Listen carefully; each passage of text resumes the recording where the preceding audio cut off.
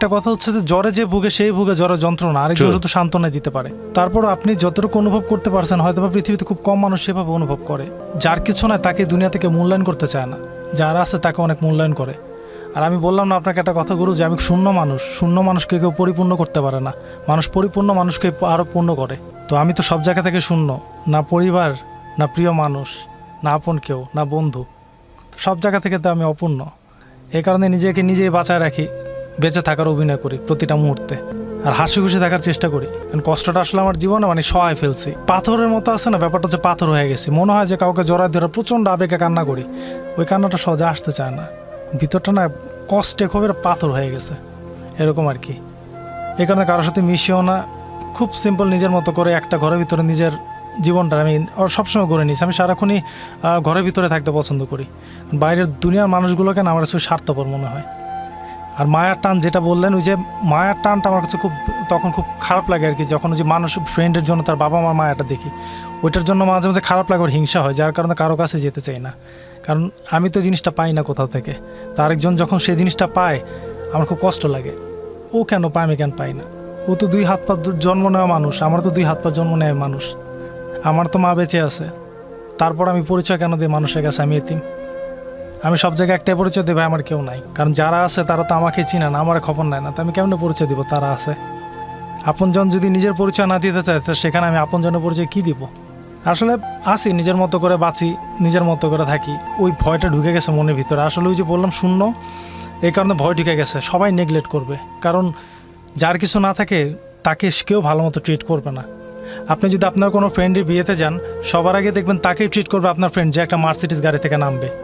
কিন্তু আপনি যদি রিক্সা দিয়ে যান, আপনাকে পরিচয় করা দিবে না তার বাবা মার সাথে, আগে পরিচয় করা দিবে, সেলফি তুলবে তার সাথে, যে একটা মার্সিডিজ দিয়ে আসছে।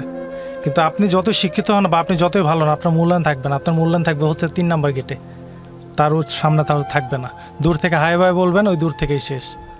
কারণ এই মূল্যায়নগুলো আমি একটা মানুষ দেখে শিখে, আমি ভুইকা শিখছি।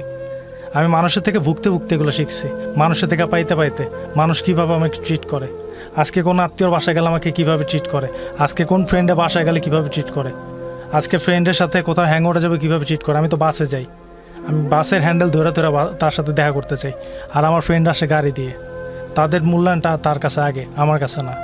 ওইখান থেকে সবাই বের হয়ে গেলে যে যায় গাড়ি নিয়ে বের হয়ে যায়, আমি ওখান থেকে হাঁটতে হাঁটতে সামনে যাই। কেন জানেন? বাস স্ট্যান্ডটা কই, এখান থেকে একটা বাসে উঠবো, তারপর বাসায় যাব। তা আমার মূল্যায়ন নেই কোথাও। আর যেখানে আমার মূল্যায়ন থাকে না, সেখানে আমি কারোর সাথে মিশতেও চাই না। আমি এই কারণে আমি একা ভালো আছি, নিজের মতো করে নিজের একটা ঘরে দুনিয়া বানায় নিছি। মনে করে সেই অন্ধকার ঘরটাই আমার ঘর, আর সেই ঘরে বাতি জ্বালালে যে ঘরটা, সেটা আমার পৃথিবী। সেটাতে আমি নিজের মতো করে চলি।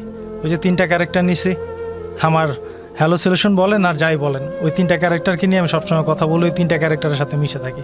আমি খুব চঞ্চল স্বভাবে ছিলাম, অনেক কথা বলতাম, অনেক হাসাহাসি করতাম, সবার সাথে ফান করতাম। একটা সময় ছিল, এখন আর আসে না। সমাজ থেকে কেন জানি মনে হয় আমি খুব বিতাড়িত, সবাই নেগলেক্ট করে। যেখানে মানুষ সবাই আমার নেগলেক্ট করে, এখানে আমি কার সাথে মিশবো? সাইদাও কোথাও মিশতে যায় না, লজ্জা লাগে। আর ওই যে প্রেম ভালোবাসা, এই যুগে প্রেম ভালোবাসা করতে গেলেও জিজ্ঞেস করে তুমি কি করো, উত্তর দিতে পারি না। কি করি আমি? তোমার বাবা মা আছে, উত্তর দিতে পারি না। কে আছে?